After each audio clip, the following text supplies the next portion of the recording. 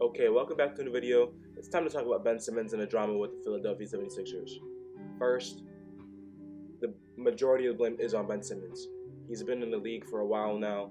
He's got his max contract, guaranteed money. He should have been improved his shot. He should have been improved his free throw shooting at the bare minimum. He's been plateauing and staying stagnant for most of his career. He should have been improving. This many years in, the prospect that he was, the amount of attention he plays in, the good teams he's had, he should have improved. That's first and foremost. But I do think people are piling on a little bit too much on Ben Simmons because I do think there's other parts of the pie, of the blame pie to go around. First, I want to talk about that Game 7 against the Atlanta Hawks. The infamous missed shot that Ben Simmons did not take. Yes, Ben Simmons should have dunked that ball, but he is a pass-first point guard. Pass first. His teammate was open and then went to the foul line. What people will not talk about is how did the 76ers blow that lead in that Game 7? How did the 76ers even allow that series to get to a Game 7? The Sixers were the number one seed in the Eastern Conference. It looked like they were ready for the title, and you let the Atlanta Hawks catch momentum and beat you? That's partly to blame with Joel Embiid, with Doc Rivers. Doc Rivers has a history ever since leaving Boston of choking away leads. I believe Game 3, Game 5, and Game 7, the Sixers all had a lead, and I think they lost those games, all three of those games. Why? Why is it routinely that Doc Rivers continuously has the better roster, has a chance to win games, and he can't motivate and keep his players in a position to keep the lead and win? But when Ben Simmons is at his lowest in Game 7, when the entire world and NBA and fans and Phillies fan base all have his eyes on him at his lowest moments, your coach is supposed to uplift you and protect you from that, not feed you to the wolves, saying with the report asks, do you think you could win a championship with Ben Simmons as your point guard? I don't know that answer to that question. Why are you saying that? I get you're frustrated. I get you're aggravated. You don't put all that blame on your star player to hurt that relationship.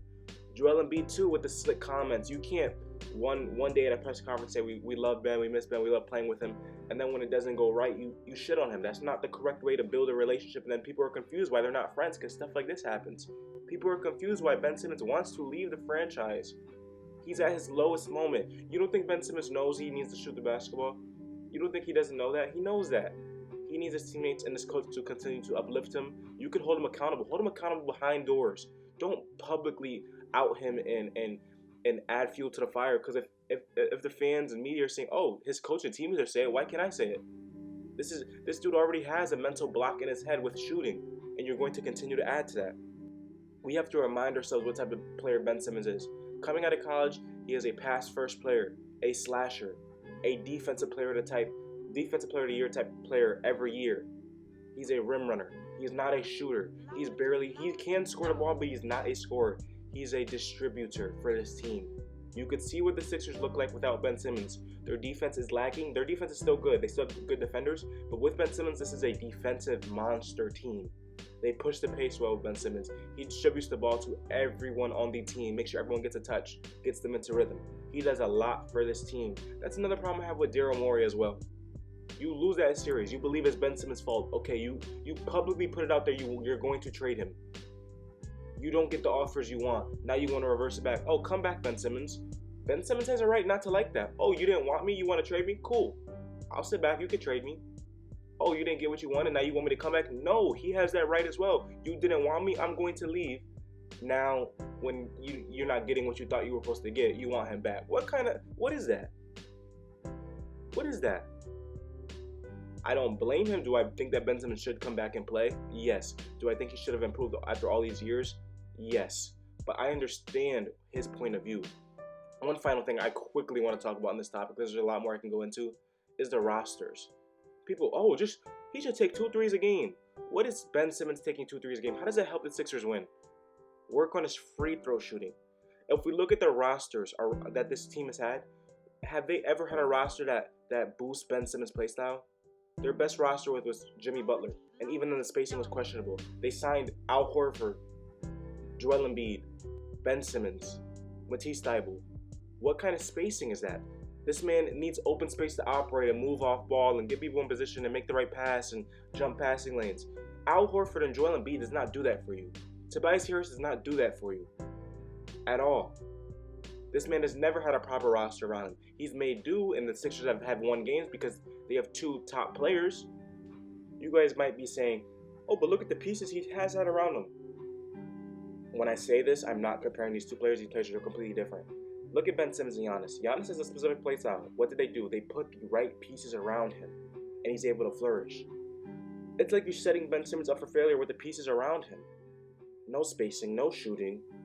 He's the only primary ball handler. Think about this. If Ben Simmons says, okay, I'm going to start shooting the basketball. If he walks up into a 3 and shoots 2 threes a game, who is that taking shots away from? Tobias Harris and Joel Embiid. If Joel Embiid starts getting less touches, if Tobias Harris starts getting less touches, who do you think they're going to complain about again? Ben Simmons. If Ben Simmons puts up 22 points, 6 rebounds, and 8 assists, and he's shooting the basketball more, who do you think that's going to go away from? Joel Embiid, I don't care. Oh, if he shoots the basketball, I'll be happy. You will not be happy if Ben Simmons is taking shots away from you. Tobias Harris, you will not be happy if they take shots away from you. Ben Simmons, his IQ is smart enough to know I have a better chance of my team winning because my shot is not good if I don't shoot it on and let other people take shots, contested shots. Do I agree with that? No. I think he still needs to be aggressive. He still needs to attack the paint. He needs to work on his free throw shooting. His free throws are unexcusable. I don't even think he needs a 3-point game. Get a nice post game, a nice mid-range game. Work on that free throw shooting, and you'll see what type of player this is. But we cannot just pile onto this young man's mental state at all. He's in one of the toughest fan bases to play for. Yes, his actions are inexcusable, but please understand where he's coming from. He's a great, talented player. When he does come back, and if he does come back, you will see what type of player he is. And once he builds his trade value back up, I bet you Sixers fans will not want to trade him. I bet you Daryl Morey will try to hold on to him. He's in a lose-lose situation. He knows if I play for the Sixers, I will never reach my full potential. If I sit out, I will get paid and fined, and a narrative will be cast on me. He needs to, but I truly believe he needs to come back, boost the trade value, and then sit out again if he wants to get traded. That's the only way he could salvage this. Again, Ben Simmons is a great player. He's a good player. I think people are underrating him again now. I think when he comes back, he'll remind everybody, please don't harp on. There's a lot of problems with this Philly organization. Elton Brand as the GM made some questionable decisions. Daryl Morey, Doc Rivers, Joel Embiid, questionable comments about your other star player. I think you're confused why he doesn't want to hang out with you, why he doesn't want to come to practice. I don't get it. This entire Sixers organization handled the situation wrong. Ben Simmons handled the situation wrong. Let's see if they can get it together. Let me know your comments, what you think in the comments down below. What do you think about Ben Simmons, his play style, the team, the rosters he's had? Where do you think the Sixers and Ben Simmons go from here? Make sure to like the video, make sure to comment down below, make sure to subscribe to my channel. We're on the road to 100 subscribers. And I'll see you guys in the next one. Peace.